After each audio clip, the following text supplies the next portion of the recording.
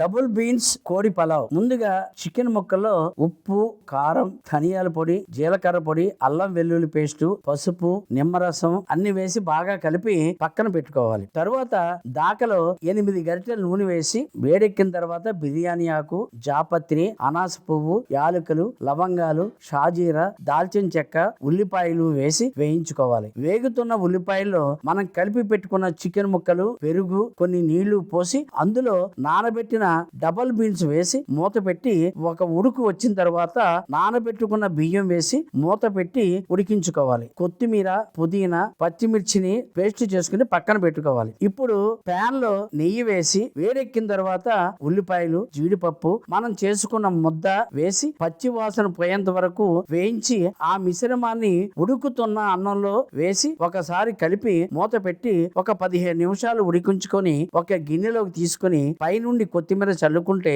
Double beans కోడి pulao ready.